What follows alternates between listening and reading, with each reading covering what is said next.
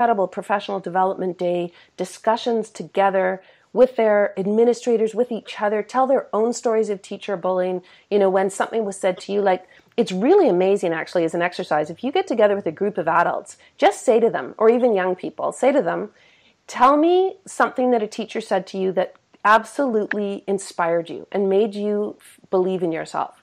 And you will find people say the most things that bring tears to your eyes that teachers have said to kids. And then you say, tell me something that a teacher has said that was hurtful.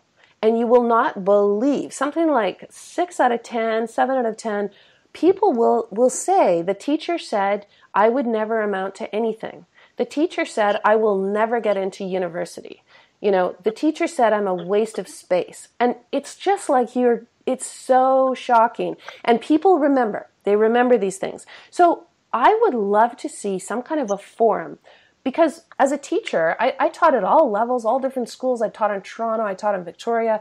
And never once have I heard anybody talk about bullying done by adults, that actually the adult might be the bully, the teacher might be the bully, the coach might be the bully, the principal might be the bully. And what do you do when that happens? What are kids supposed to do? What we do is we always say to kids, hey, if you're being bullied by a kid, go tell the teacher. But we don't ever let them understand, you know what, sometimes adults, and they don't mean it sometimes, and they don't even know they're doing it sometimes, just like kids. But the bottom line is you need to recognize when that's happening and what's in place for you to cope with that. I don't have, I can't think of immediate stories where kids, and I'm talking about students I'm interviewing now, like the kids I've come across every day, and I'm talking to them and asking them, just what are they doing? What do they like? What's important to them?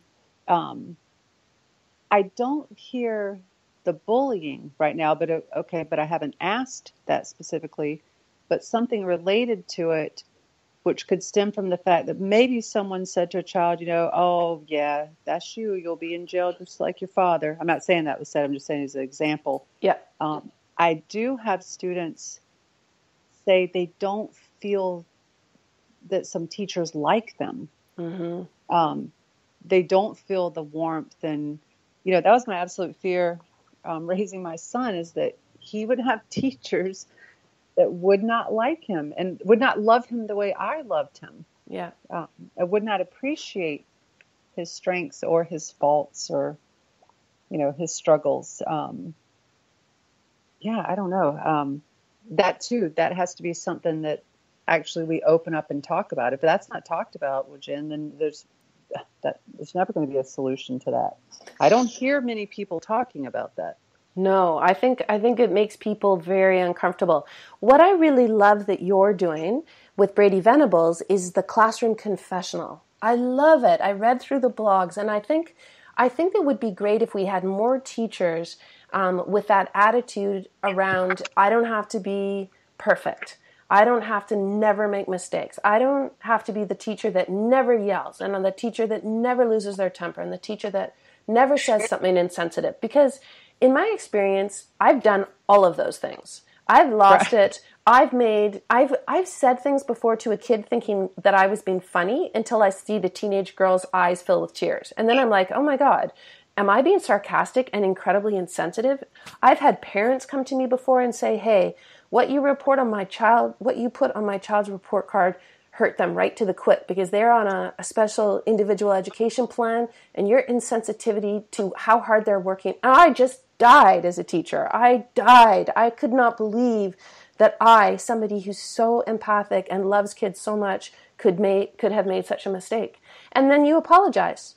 Right. You confess. And you're sorry, and you vow you'll never do it again. And you're so thankful because that kid and that dad or that mom showed you something pretty kind of shocking about yourself. And all you do when that happens is go, okay, I just know I can be better.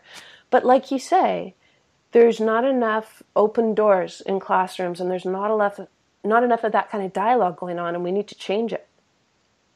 There's not. And so much of it is wrapped around perceptions. Like you said, you didn't realize what you said was so loaded with sarcasm and made the student upset. I have to put myself in check many times using sarcasm because it's how I talk with my friends and how I talk with my husband. We can't use that with students because they don't interpret it the same way. Or you may not have the relationship where they even understand that you might be joking. But I mean, you said the thing that's most important, and which why, we focused on calling the blog Classroom Confessional is so we confess when we mess up. And then you know what? We own it, and we don't say but or have some story for why we did it or, make up some excuse. We just decide that we're never the person we want to be right this time. We always have room for growth. You said something in your first interview. I remember you were talking about what the original role of a coach was, like back in the day, way back, that it was to help reach the full potential, help someone reach their full potential. Mm-hmm. So, I mean, that's all of us. Like my title is not who I am, because if there's someone that needs a coach, it's me, because many times my passion leads me to make big mistakes. Very large mistakes. So, I mean, every coach needs a coach. So, I mean, it's about getting better, like, and knowing that you've never arrived. I'm never not going to be able to confess something that I've done wrong because it's always happening. But I learn from them. Yeah, it's the way you just articulated that reminds me of Dr. Alan Goldberg. Is just an absolutely brilliant psychology expert, coach. I mean, he works with amazing people at all levels, like Olympic athletes, all the way down to high school, and he's done this for 20 or 30 years. And he said one of the most defining features of a coach who is abusive is that they are in full denial, and they never do anything wrong.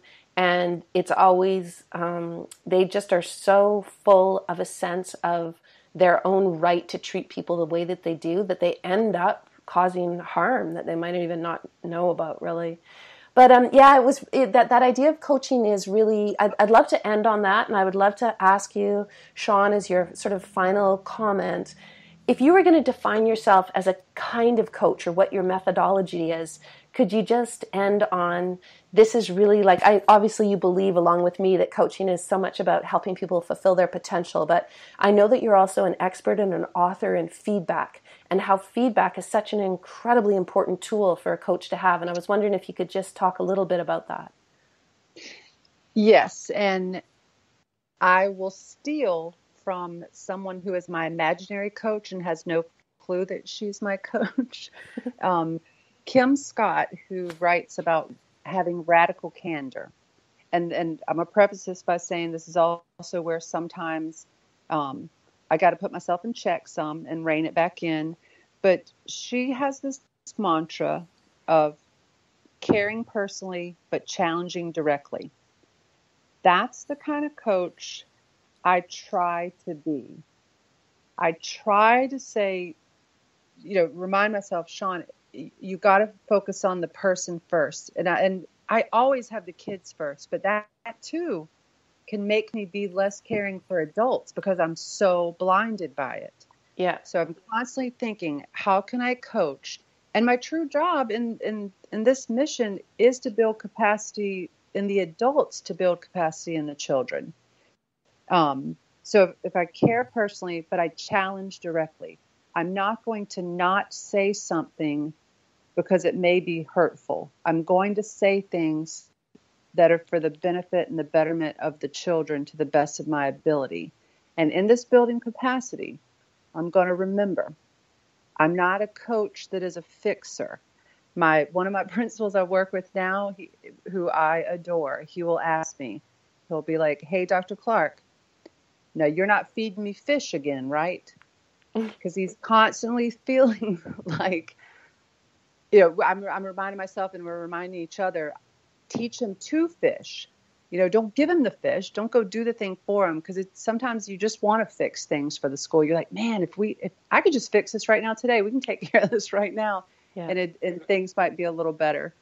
So, just to summarize that, I mean, a coach that challenges people directly, but that I do care personally, and that the ultimate kind of coach I want to be is someone that builds the capacity in others all the while building it in myself because I find so much value in working with educators and the students that I get to work for.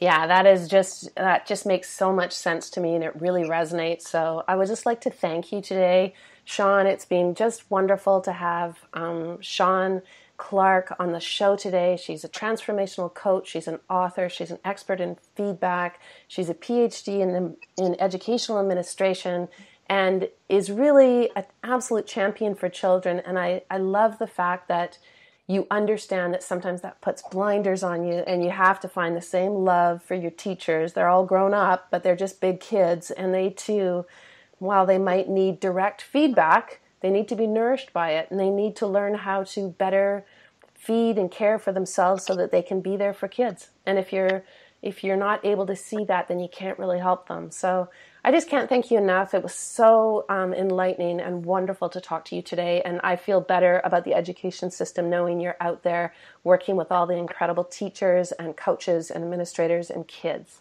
And I hope to have you back on the show. It's 21st Century Coach. Thanks, Jen. And don't Thanks, forget Shawn. to be who you needed when you were younger.